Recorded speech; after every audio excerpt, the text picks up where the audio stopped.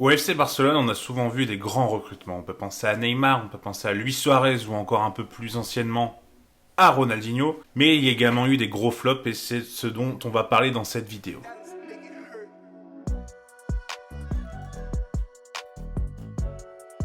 Bonjour à tous, j'espère que vous allez bien, écoutez-moi, tout va pour le mieux. Très heureux de vous retrouver pour cette vidéo. Alors je m'excuse d'avance, je suis malade, j'ai les sinus très pris, donc j'ai pas forcément la forme, j'espère que ça se verra pas trop à la caméra. Mais il y aura beaucoup de coupage du coup, on mettra beaucoup de photos parce que ça va être compliqué d'être très souriant à la vidéo tout le temps. Mais en tout cas tout va bien, j'en profite pour vous souhaiter une très très bonne année.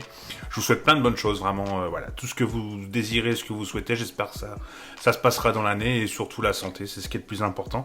Et du coup dans cette vidéo on va rentrer dans le vif du sujet, on va parler des pires recrutements du Barça. Si vous aimez la vidéo pour apporter pas mal de force en ce début d'année, n'hésitez pas à la liker, n'hésitez pas à vous abonner pour pas louper les prochaines vidéos. Et c'est parti, on va rentrer donc après avoir parlé des pires recrutements de Chelsea et de l'Olympique Lyonnais, on va donc parler du FC Barcelone. Alors je vais rentrer dans le détail de 20 joueurs, je vais en ajouter d'autres en fin de vidéo, mais il se peut effectivement qu'il y ait d'autres joueurs, donc n'hésitez pas surtout en commentaire à en ajouter. Hein. Clairement, voilà, c'est pas la liste de tous les loupés du FC Barcelone, il y en a déjà pas mal dans la vidéo, mais clairement il en manque, ça c'est une certitude. Donc n'hésitez pas, n'hésitez pas à me le dire dans les commentaires, on lira, on en discutera comme d'habitude avec grand plaisir. Filipe Coutinho est un joueur très prometteur qu'on a découvert du côté de l'Inter de Milan et on a découvert après à Liverpool sous Klopp où il a complètement explosé. Et il était un joueur vraiment qui paraissait essentiel dans ce Liverpool de Klopp à côté de Sadio Mané et de Firmino et également de Mohamed Salah. Le FC Barcelone est bluffé par les qualités du joueur et il décide du coup de recruter Filipe Coutinho au mercato hivernal de 2018. Quelques mois après le départ de Neymar, même si c'est pas du tout le même profil, mais quelques mois après le départ de Neymar au PSG, et on se dit que voilà, le FC Barcelone va flairer un bon coup. Coutinho est vraiment au top de sa forme, sauf que ça se passe pas du tout comme prévu. Car en effet, Coutinho jouait à gauche, du côté club, donc un peu comme Neymar, sauf que c'est pas du tout le même profil. Il y a un peu l'explosivité, mais c'est pas du tout la même vitesse, c'est pas du tout la même façon d'être. Coutinho est plutôt un ailier très intérieur, même un 10, c'est un 10 de formation du côté de l'Inter et ça rentre pas du tout dans les plans de jeu du FC Barcelone. On a un Lionel Messi qui en est tronc libre et prend déjà beaucoup de place dans les phases de jeu. Avec un Suarez en 9, donc Coutinho n'arrive pas à trouver sa place et Coutinho va complètement disparaître des radars. Il va être après prêté notamment au Bayern Munich où ça se passera pas forcément bien. Et aujourd'hui, il se retrouve donc à Aston Villa en première ligue en jouant le ventre mou. Donc vraiment, voilà, une carrière qui a été un peu gâchée par ce choix du FC Barcelone. C'est quand même un très très gros flop car le montant du transfert avoisine les 120-140 millions. J'ai vu plusieurs chiffres, mais en tout cas, voilà, ça avoisine un peu ces chiffres-là et c'est complètement fou de voir le raté qu'était Coutinho.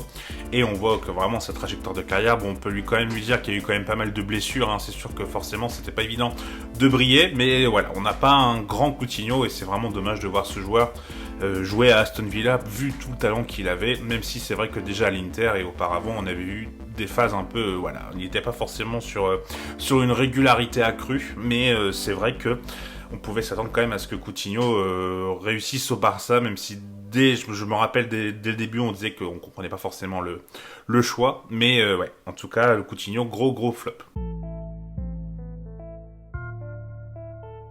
On va rester parmi les Brésiliens, vous allez voir qu'il y en a pas mal, mais on va parler de Malcom qu'on avait vu en Ligue 1 du côté des Girondins de Bordeaux, et clairement on avait vu un super joueur. Je me rappelle en tant que lyonnais du but qu'il avait mis magnifique contre nous, où il y avait eu un 3-3, il marque un super but, d'ailleurs Fekir marque un super but également dans ce match.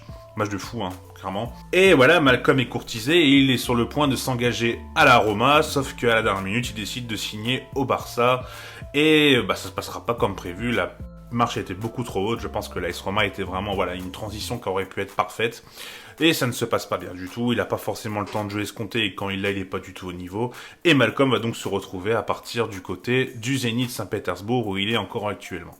C'est dommage de le voir quand même un peu végéter, si je puis dire, en Russie, parce qu'il avait quand même beaucoup de talent, et un club, même si maintenant il a un gros salaire du côté du Zénith, et ça va pas forcément être facile de déloger, mais on aurait pu imaginer par exemple un club comme Nice, avec les moyens, peut-être essayer de le chercher, de le relancer, mais voilà, en tout cas Malcom, vraiment mauvais choix de carrière, et gros flop également du Barça. Alexander Leb arrive en 2008 du côté d'Arsenal pour 17 millions d'euros. C'est un joueur biélorusse qui a montré vraiment beaucoup de choses du côté des Gunners et on se dit que ça va être une bonne opportunité pour lui d'aller au FC Barcelone après avoir montré autant de belles choses du côté d'Arsenal, sauf que ça ne se passera pas vraiment comme prévu. Après une saison où il ne s'impose pas, Pep Guardiola décide de s'en débarrasser, donc il va enchaîner les prêts. Il sera prêté à plusieurs reprises, il va faire un an à Wolfsburg, un an à Stuttgart et un an à Birmingham avant de partir et d'aller en Russie en 2012. C'est vraiment dommage de le voir flopper car vraiment il avait beaucoup de talent. Moi, c'était un joueur que j'aimais beaucoup du côté d'Arsenal. Et on va voir que des joueurs d'Arsenal qui viennent au Barça, c'est pas forcément toujours une réussite, loin de là. On enchaîne donc avec un autre gunner, avec Alexander Song, qui en 2012 a préparé plusieurs saisons où il est vraiment le patron du milieu d'Arsenal. Arrive au Barça, sauf qu'au Barça, il y a une concurrence en 2012 où Busquets, Xavi, Iniesta, c'est complètement indétrônable. Donc on sait très bien que Alexander Song va arriver pour être une doublure et quand il arrive, il est forcément une doublure. Et il n'arrive pas forcément quand il a son temps de jeu à être performant et à montrer tout l'étendue de son talent. Et il va partir, du coup, au bout de 2 ans, après 2014, il va essayer de rebondir du côté de West Ham où il va faire quelques bons matchs, mais c'est quand même pas forcément flamboyant et sa carrière va continuer un peu à décliner par la suite. Mais de toute façon, Alexander Song le savait car il a déclaré en 2020 « J'ai rencontré le directeur sportif du Barça et il m'a dit que je ne jouerais pas beaucoup de matchs mais je m'en foutais, je savais que je deviendrais millionnaire. » Donc Alexander Song le savait très clairement qu'en allant au Barça, ça allait pas forcément être un joueur qui allait briller, il était là pour l'argent. Bon voilà, c'est son choix, je rentrerai pas dans la polémique là-dessus. Mais voilà, ça explique en partie pourquoi Alexander Song n'a pas forcément marché. Je suis obligé de mettre Antoine Griezmann vu le montant du transfert qui avoisine les 120 millions, même si Antoine Griezmann, pour moi, c'est une vraie erreur de casting. Car quand il arrive, il y a encore Messi qui est au Barça et clairement, Antoine Griezmann joue un peu, on va dire, dans la même zone de terrain, dirons-nous, et on se demande comment Antoine Griezmann va réussir à collaborer avec Messi. En plus, il y avait eu l'épisode l'année d'avant où il dit qu'il va peut-être partir au Barça, finalement il dit qu'il reste, avec un documentaire qui avait été un peu controversé, donc ça fait un peu, ça plaît pas forcément aux supporters blaugrana, donc il arrive pas forcément en terre sainte en Catalogne, et clairement Antoine Griezmann ça a été vraiment compliqué, mais c'est vraiment une erreur de casting, moi je trouve. Il s'est retrouvé à devoir jouer côté gauche alors qu'il a jamais joué vraiment côté gauche et ça lui correspondait pas du tout, et Antoine Griezmann a essayé de faire du mieux qu'il peut, je pense, sans vouloir non plus le défendre. Mais clairement, il n'aurait pas dû aller au Barça. Je pense que les supporters barcelonais sont d'accord avec moi. Et Antoine Griezmann, c'est vraiment un gros flop du Barça. Et il a officiellement quitté là cet été le club pour rejoindre l'Atlético avec une histoire de clause pareille qui a fait beaucoup de bruit. Mais Antoine Griezmann au Barça, clairement, ça ne restera pas gravé dans l'histoire. Et c'est dommage parce que je comprends l'idée de devoir quitter l'Atlético pour essayer d'aller dans un club vraiment plus haut et un des meilleurs clubs du monde. Mais malheureusement, c'était pas du tout adapté. Et le choix de carrière était vraiment mauvais. Dommage pour Antoine Griezmann. Alors celui-là, il va parler un peu aux plus anciens ou aux vrais supporters du Barça, mais Fabio Rochenbach, ça a clairement été vraiment un gros flop du côté du FC Barcelone. Il arrive comme une pépite venant du Brésil à 20 ans pour la somme de 9 millions d'euros en 2001, somme qui est plutôt élevée à l'époque pour un joueur qui arrive du championnat brésilien. Maintenant, on met des 70 millions pour Hendrik, donc bon voilà. Mais à l'époque, 9 millions pour un mec qui vient du championnat brésilien, ça reste une somme quand même assez haute. Il a un peu de temps de jeu, mais son niveau n'est clairement pas à la hauteur, et il est clairement pas au niveau. Et après 2 ans de galère du côté de la Catalogne, il va être prêté au Sporting, et il va enchaîner après une carrière un peu dans l'ombre. D'ailleurs, petite anecdote, il a été arrêté en 2017 pour des combats de coq, ce qui est surprenant pour un poids plume du FC Barcelone. Ah, c'est marrant. Christophe Dugarry restera que 6 mois du côté de la Catalogne il arrive en 1997 et il reste que 6 mois avant d'être prêté à Marseille car il a pas du tout de temps de jeu. Et il fait ce choix qui est d'ailleurs très payant pour lui parce qu'après ces 6 mois à Marseille, il se retrouve du coup appelé de façon assez surprenante par Aimé Jacquet à la Coupe du Monde 2098 et il devient champion du monde. Donc le choix était plutôt bon de la part de Dugarry, mais clairement il n'a pas laissé d'empreinte du côté de Barcelone. D'ailleurs, quand Antoine Griezmann signe, ils avaient fait une vidéo sur leurs réseaux sociaux en mettant tous les Français, donc il y en a eu pas mal, et il n'y a pas Dugarry dedans en fait. Et donc ça montre vraiment qu'il a laissé aucune empreinte au FC Barcelone, donc vraiment gros flop ce Christophe Dugarry du côté de Barcelone. Autre joueur qui arrive en provenance d'Arsenal, lui il arrive pour remplacer le départ de Luis Figo qui est parti chez le rival, du côté du Real Madrid, pardon. Marc Overmars, qui voilà a pour but de remplacer Figo, un joueur excellent avec vraiment du côté d'Arsenal, il avait montré de super choses. Malheureusement, ça va pas forcément bien se passer pour lui parce qu'il va enchaîner les blessures. Il arrive en étant déjà un peu fragile et sa fragilité va continuer à augmenter. Et il n'arrive plus à récupérer son niveau de jeu, et même à 31 ans, Marc Overmars décide de mettre fin à sa carrière, car il en peut plus des blessures, et malheureusement ça restera vraiment un flop du côté du Barça. C'est vraiment dommage, car voilà, c'était un joueur qui était excellent, mais voilà, malheureusement les pépins physiques, comme beaucoup de joueurs, bah ça laisse des traces, et forcément c'est difficile de pouvoir briller, et c'est difficile de pouvoir enchaîner, de retrouver un niveau quand on manque autant de matchs, et quand on est autant blessé, et qu'on a peur de se reblesser. Alors Roustou, si vous êtes un peu de ma génération ou peut-être un petit peu plus jeune, vous vous souvenez de la Coupe du Monde 2002 et vous vous souvenez de ce gardien turc avec ses 2 traits noirs, qui d'ailleurs ces traits noirs étaient pour pas que les projecteurs reflètent trop sur ses yeux, les projecteurs des matchs, voilà, ils mettaient ça pour que ça fasse un peu une opacité. Donc voilà, petite info. Il arrive en 2003 du côté du FC Barcelone et malheureusement il n'aura pas forcément le temps de jouer escompté, car il y a un petit jeune de la Masia, un certain Victor Valdés, qui va taper à la porte et qui va prendre la place de Roustou.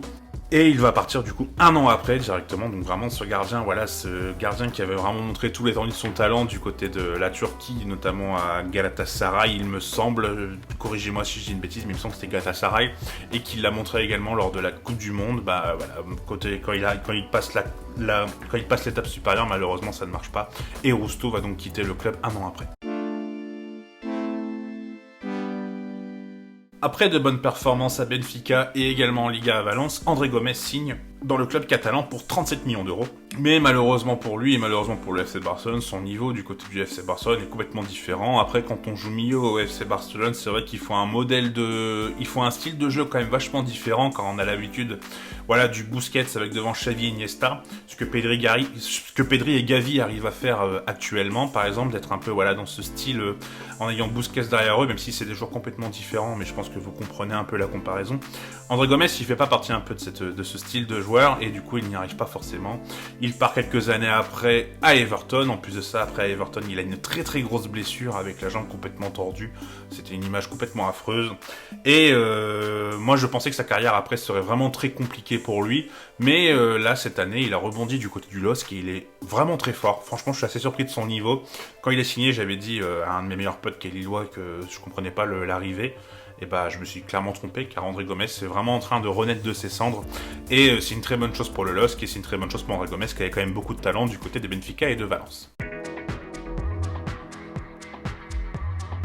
Bon, lui, clairement, il a pas laissé de souvenir, hein. Dmitro Chigrinsky, qui arrive en provenance du Shakhtar pour 25 millions. Voilà, on sait toujours pas pourquoi ils ont mis autant pour un défenseur central, c'est complètement fou.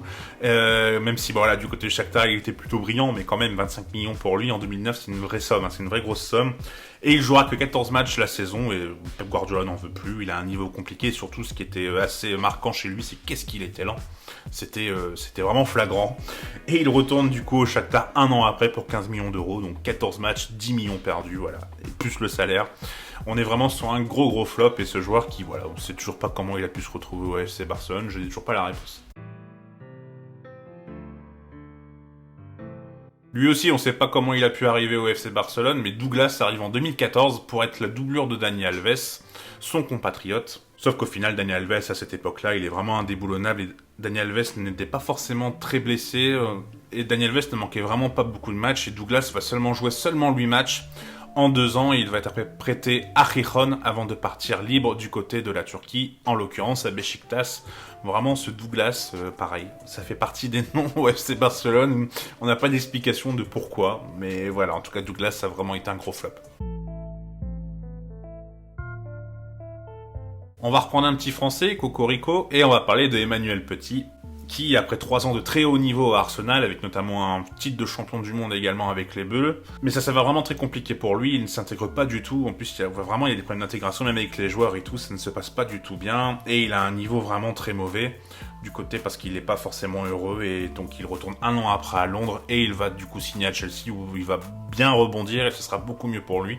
Mais vraiment, c'est Emmanuel Petit au Barça, et en plus il l'a dit il y a pas longtemps dans une interview où il regrettait clairement d'avoir été au Barça, et il dit même qu'il a été victime de racisme. Alors j'ai pas forcément compris ce qu'il voulait dire, mais peut-être que voilà, le fait Le fait de s'intégrer, voilà, être un Français qui s'intègre dans un système espagnol et catalan, il a eu du mal à s'intégrer, peut-être, en tout cas. C'est pas une page qu'on retient de l'histoire et de la carrière du joueur qui était Emmanuel Petit. On retourne chez les Brésiliens, je vous ai dit qu'il y en avait pas mal, et Kérisson, alors lui, c'était quand même une belle trouvaille. Il arrive pour 14 millions d'euros, le Barça pense avoir une véritable pépite, sauf que Pep Guardiola, il veut absolument pas de ce joueur. Non! Non! On veut pas! Et il le compte absolument pas sur lui. Il enchaînera donc 5 prêts à Benfica, à la Fiorentina et dans 3 clubs différents brésiliens, dont Coritiba, où il signera définitivement en 2014. Bilan pour Kérisson, 0 match joué sous la tunique Blaugrana et 5 prêts, donc voilà. Voilà un énorme flop pour Kérisson qui après a enchaîné un peu, après est resté un peu du côté du Brésil il me semble. En tout cas il n'a pas eu une carrière très flamboyante, donc voilà, Kérisson, petit ange parti trop tôt. Arrivé en provenance de River Plate où c'est vraiment une véritable star, où il a fait des super saisons, Maxi Lopez compte s'imposer au Barça. Malheureusement, la marche était vraiment trop haute pour lui et elle arrivait surtout trop tôt dans sa carrière. Il était beaucoup trop jeune quand il arrive au Barça, donc ça ne se passe pas forcément bien du tout. Et heureusement pour lui, il arrivera à rebondir notamment en Italie où il fera vraiment des super saisons, où il aura vraiment plutôt une belle carrière, je trouve, même s'il s'est fait piquer sa copine par Mauro Icardi par la suite, au Sacré Wanda. Mais en tout cas, la Maxi Lopez était un super goleador, mais c'est vrai que du côté du Barça, ça a vraiment été plus que compliqué. Et voilà, clairement un flop ce Maxi Lopez au Barça. Après 4 superbes saisons à l'Atlético, Arda Turan signe pour 34 millions plus 7 bonus au FC Barcelone. Il signe à l'été 2015, sauf qu'il pourra jouer qu'à partir de janvier 2016, parce que le Barça est interdit de recrutement à cette époque-là, il ne pouvait donc pas rentrer forcément en compte.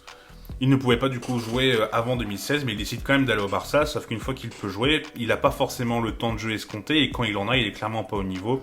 Il arrive dans une équipe où il y a déjà la MSN, un Messi, Suarez et Neymar, et clairement, ça le fait jouer peut-être un peu plus bas, et il n'a pas forcément la qualité pour. Et c'est pareil, c'est mieux qu'un peu trop offensif pour jouer comme ça dans le 4-3-3 qu'on connaît bien du côté de la Catalogne.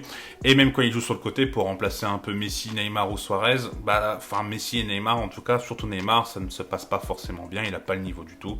Et Arda Turan, donc ce sera vraiment un très très gros flop. Il sera prêté 3 ans après, 2 ans après 2016, donc en 2018 à Başakşehir, avant de partir en 2020 là-bas, définitivement. Vraiment dommage parce que ce Arda Turan à l'Atlético, franchement, il me plaisait énormément et c'est dommage de ne pas l'avoir vu, avoir un niveau élevé un peu plus longtemps en Europe.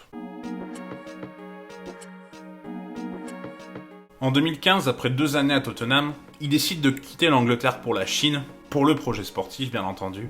Et après 2 années à Guangzhou et Evergrande, le Barça décide de recruter Paulinho en 2017, à la surprise assez générale, pour 42 millions d'euros. Il va pas forcément réussir à être au niveau, un peu comme c'était attendu, mais franchement il y a des matchs où il est vraiment passé complètement à côté, on n'a vraiment pas compris pourquoi Paulinho avait été recruté. Et le joueur va être prêté dans son ancien club en Chine, 1 an après, et en plus de ça il y a une option d'achat obligatoire qui est de 42 millions d'euros, donc le club chinois qui remet une grosse somme pour lui, vraiment incompréhensible ce transfert vraiment, et c'est vraiment dommage Paulinho parce que franchement quand il était à Tottenham il y a un peu avant c'était un vrai prospect, vraiment beaucoup de qualité et tout, et au final ça a vraiment été, surtout par ses choix de carrière bien entendu, ça a été une carrière vraiment très compliquée et c'est dommage parce que ce Paulinho il avait vraiment beaucoup de talent. En perte de temps de jeu, notamment à cause de blessures à Arsenal, Thomas Vermaelen signe au Barça en 2014 pour faire partie de la rotation et également se relancer et apporter de l'expérience. Malheureusement, en plus de son problème de niveau, il est tout le temps blessé. C'est un truc de fou, il est tout le temps blessé. Et même son prêt du côté de la Roma en 2016 ne va pas du tout le relancer, et Thomas Vermaelen va un peu sombrer, va être un peu dans les abysses du Barça et dans les réserves, parce que clairement il a plus le niveau à cause des blessures à répétition, et en 2019 il décide de partir à Vissel Kobe et c'est vraiment un gros flop, mais c'est dommage parce que Thomas Vermaelen, je me rappelle début des années 2010 du côté d'Arsenal, c'était vraiment un super défenseur, même avec la sélection belge il avait vraiment fait des bons matchs, mais là ça a été vraiment chaotique et c'est dommage pour Thomas Vermaelen et son histoire au Barça qui a duré plus longtemps que ce que je pensais, mais il a vraiment pas joué beaucoup de matchs, ça a été très très compliqué. Pour l'avant-dernier, on va vous parler d'un globetrotter, Kevin Prince Boateng. À votre avis, dans combien de clubs il a joué ?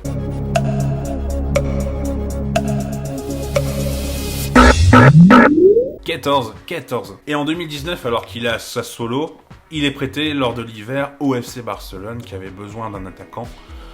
Sauf que Kevin Prince Boateng n'est pas forcément un vrai attaquant, mais en tout cas, ils avaient besoin de lui. Et au résultat, il y a match, 0 but mis et retour à l'envoyeur. Enfin, à l'envoyeur. On connaît le Kevin Prince, hein.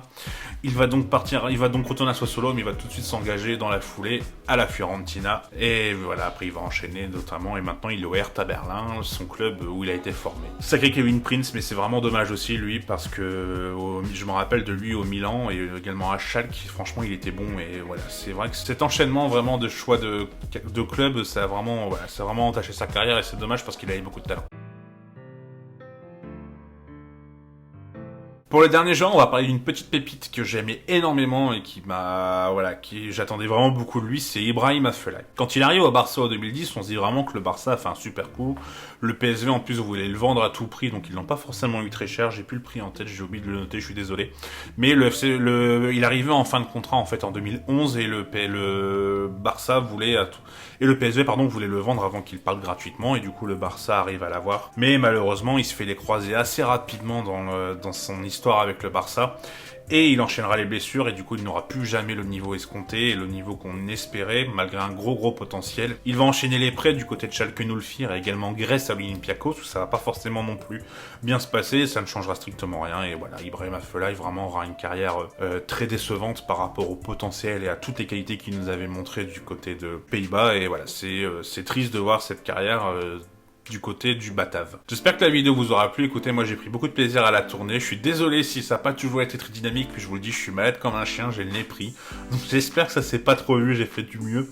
Je vais essayer de faire du montage, donc on verra comment ça se passe. Il y a 8 joueurs que je vais vous donner comme ça rapidement, qui auraient pu rentrer dedans, que j'ai pas mis, mais clairement on peut les considérer comme des flops, hein, même très clairement. Je peux penser à Lucas Digne, je peux penser à Riquelme. Riquelme, je l'ai pas mis parce que en fait, je me rappelle plus vraiment de l'histoire de Riquelme, mais je me souviens que c'était avec Van Gaal où ça s'était pas forcément très bien passé. Et Riquelme, c'est un joueur extraordinaire, mais du côté du Barça, ça avait été compliqué. Je peux penser également à Litmanen, pareil, un peu trop jeune pour vous en parler. À Dutruel, le gardien français qui avait vraiment été en difficulté avec son look atypique. À Moussa Wagué, à Junior Firpo. Alors les deux là en fait je les ai pas mis parce que pour moi on n'attendait pas forcément un niveau très élevé. Peut-être un peu comme Douglas, vous me direz vous, mais voilà, je les ai pas mis. On peut penser également à deux Français, à Tristan Val qui avait été bon à Monaco, mais c'est vrai que du côté du Barça ça avait été un peu compliqué, et à Frédéric Dehu, l'ancien Lensois et l'ancien Parisien, qui n'avait pas forcément brillé du côté de la Catalogne. En tout cas, si la vidéo vous a plu, n'hésitez pas à la liker, n'hésitez pas à la commenter, il y aura beaucoup de vidéos qui vont sortir dès que je récupère la forme et dès que je récupère ce qui me sert de nez. Je vais travailler sur pas mal de vidéos, sur pas mal de sujets. Donc voilà, on va peut-être parler du Stade Rennais assez rapidement. Je sais que je voulais parler d'autres clubs, mais voilà, j'avais envie de parler du Stade Rennais rapidement. Et là, avec la blessure de Martin Terrier, j'ai un peu envie de me précipiter et d'en parler rapidement. En tout cas, je vous souhaite à bientôt. Je vous souhaite encore une bonne année. Je vous présente mes meilleurs vœux. Tout ce que vous voulez. J'espère que vous aurez tout ce que vous voulez, que vous aurez tous une bonne année 2023. Et je vous dis à bientôt. Prenez soin de vous. Tchuss!